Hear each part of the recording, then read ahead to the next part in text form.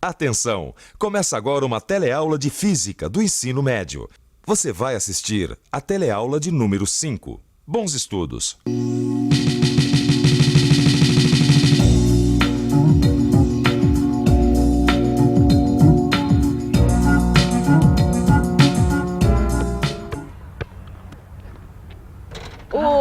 Chua! Mais uma humilhante derrota, hein, João? 21-10. Eu nem gosto de basquete, meu esporte é futebol.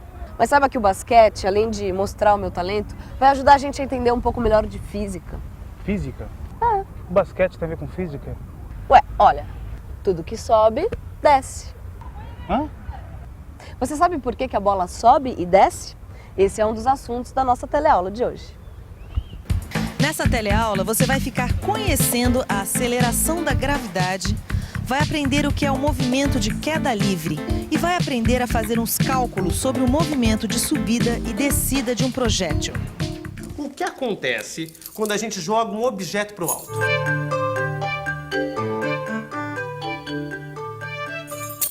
Essa é uma pergunta que intriga a humanidade desde a época dos gregos antigos. E ela só começou a ser respondida mesmo por Galileu Galilei. Você já ouviu falar desse famoso físico na nossa primeira teleaula? Galileu criou uma experiência para verificar a queda de dois corpos com massas diferentes. E ele chegou a uma incrível conclusão. Quando a resistência do ar influi pouco, corpos diferentes, soltos na mesma altura, caem juntos e atingem o chão ao mesmo tempo. Galileu é conhecido como o pai do método experimental. Esse método revolucionou a história da ciência. O pulo do gato do método experimental foi perceber que criar uma experiência é criar condições para que um fenômeno ocorra. Por exemplo, um amigo meu não acredita que uma bola de aço e uma pena possam cair juntinhas. E podem. É só criar condições para a observação desse fato. Muitas vezes isso só pode ser feito em laboratório.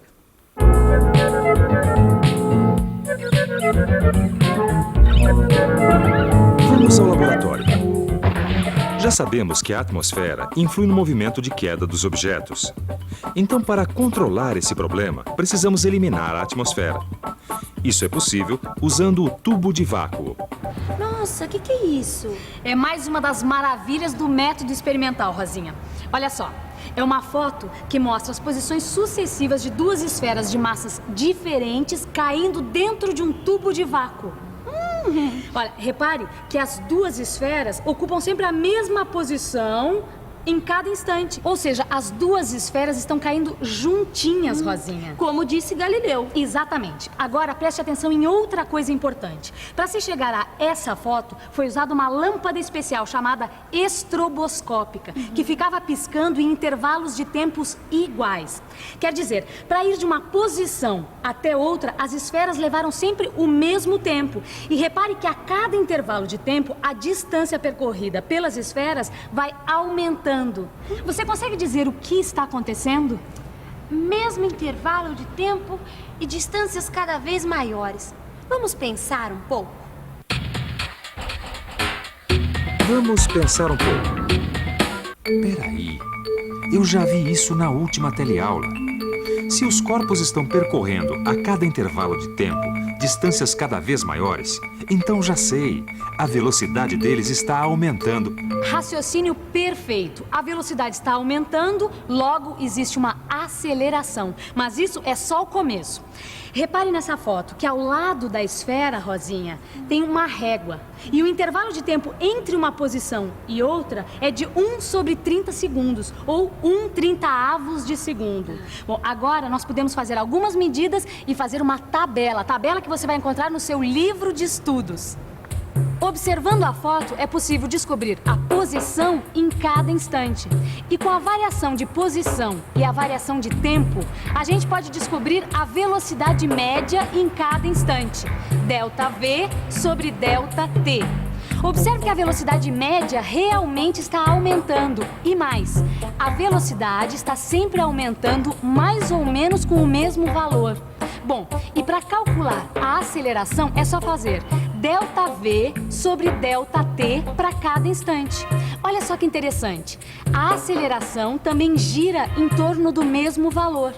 Você está dizendo então que a aceleração é constante, é isso? Exatamente, Rosinha. Segura aqui para mim, por favor. Olha, se a gente medir a aceleração várias vezes e com bastante cuidado, a gente vai chegar ao valor aproximado de 9,8 metros por segundo ao quadrado.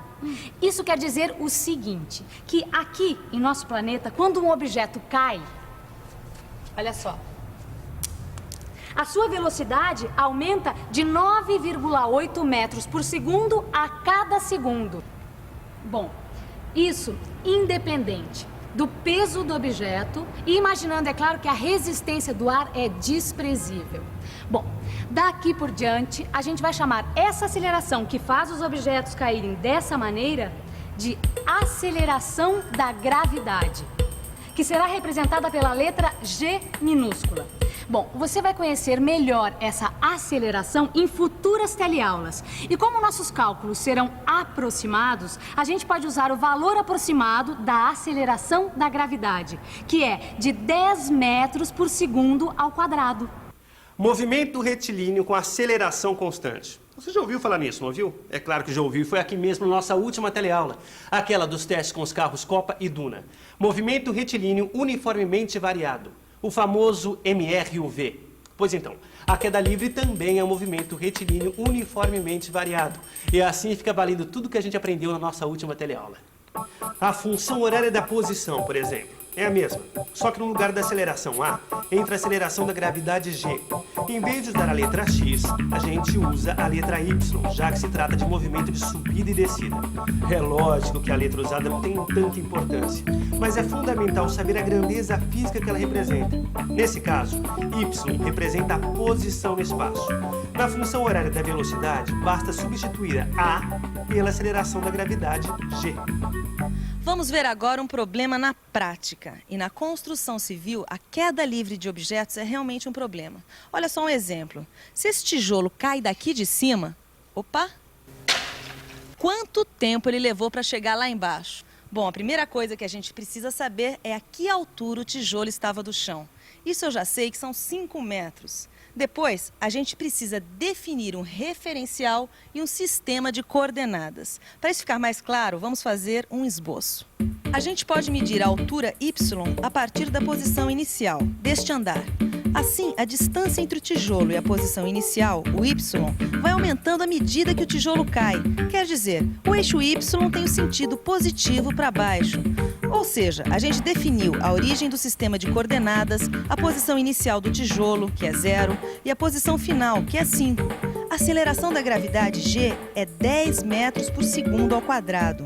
Agora é só montar a função horária da posição. Substituindo os valores, chega-se à função y igual a 5t ao quadrado. Como a gente quer saber o tempo que o tijolo leva para cair, quer dizer, o tempo que ele leva para chegar à posição 5, é só substituir y por 5. Ou seja, t igual a 1 segundo. O tijolo demora aproximadamente 1 segundo para cair. Agora, para saber com que velocidade o tijolo chega ao solo, é só montar a função horária da velocidade. Substituindo os valores, fica v igual a 10t. Como o tijolo demora 1 segundo para cair, é só colocar 1 no lugar do t. O tijolo vai chegar ao chão com velocidade de 10 metros por segundo. Não, a queda livre eu entendi, né? Agora o que eu queria saber é essa história de que tudo que sobe e desce que tem a ver com essa bola aqui. Ué, tem tudo a ver, João. Você não reparou no movimento que você está fazendo? Que movimento? Esse, de jogar a bola para cima. Quando a bola sobe reta, ela desce reta, não é? Assim? É. Vamos entender o movimento da bola e também a sua posição e velocidade. Mas para entender isso, a gente tem que pensar que essa bola sobe e desce em condições ideais, ou seja, no nosso modelo, nós estamos desprezando a resistência do ar. No arremesso de verdade, a altura alcançada e a velocidade da queda são bem menores do que os nossos cálculos, por causa do efeito da resistência do ar. Eu ainda não entendi o que a bola lançada para cima tem a ver com a queda livre. Porque a bola não está sendo abandonada em uma determinada altura. Ao contrário, a bola está sendo lançada para cima com uma velocidade inicial. Isso mesmo. Em comum, a queda livre e a bola têm a mesma aceleração, que é a aceleração da gravidade. Entendi. Então quer dizer que a bola jogada para cima também é um movimento retilíneo uniformemente variado. Claro. Então não interessa, não importa se o objeto está subindo ou descendo. A aceleração da gravidade G é constante, logo trata-se de um MRUV. Para entender melhor, a gente precisa primeiro definir o referencial e o sistema de coordenadas. Bom, o eixo Y é esse aqui, e a origem dele é aqui, nas mãos do João. Quando a bola sobe, a gente pode dizer que é positivo. A gente pode definir o sentido de positivo ou negativo de acordo com o caso. A ideia é que a escolha facilite a solução e a compreensão do problema. De acordo com esse sistema de coordenadas, o y0 é a altura inicial e é igual a 0. E como a gente viu, a aceleração da gravidade g é 10 metros por segundo ao quadrado. 10 não, menos 10. Isso mesmo! Como a gente orientou o eixo das coordenadas positivamente para cima e a aceleração da gravidade é para baixo, então g é negativo. Isso porque a aceleração da gravidade é um vetor que está sempre apontado na direção da Terra de cima para baixo, né? O seu sinal depende de como a gente orienta o eixo de suas coordenadas. Mas o importante aqui é perceber que, sendo a velocidade inicial para cima e a aceleração para baixo, o que acontece? À medida que a bola sobe, a sua velocidade vai diminuindo e diminui 10 metros por segundo ao quadrado ou 10 metros por segundo a cada segundo. Quer dizer que quando a bola voltar ao chão, a posição vai ser igual a 0 de novo, é isso? Exatamente, porque tudo que sobe desce. Bom, no seu livro de estudos você vai encontrar gráficos em função de tempo, posição, aceleração e velocidade, para entender melhor o que afinal significa essa história de jogar uma bola de basquete para cima. Aliás, falando em entender melhor, que tal uma boa revisão? E atenção, se liga aí, que é hora da revisão. Nessa teleaula, você aprendeu que na superfície da Terra, os corpos caem com uma aceleração constante, a aceleração da gravidade, que vale mais ou menos 10 metros por segundo quadrado. E aprendeu que esse movimento é chamado de queda livre. Viu que é importante fazer um esboço dos problemas, definindo o seu referencial e a posição do sistema de coordenadas. Assim, com o sentido positivo e negativo bem definido, a gente não se atrapalha com os sinais da velocidade e da aceleração. E viu também como calcular o tempo de subida e descida de um projétil, sua velocidade de retorno e ainda a altura máxima alcançada. Não deixe de ler, no fim da aula 5 do seu livro de estudos, um resumo sobre tudo isso que a gente falou aqui. Não deixe de estudar porque vem mais informação por aí. Até a próxima!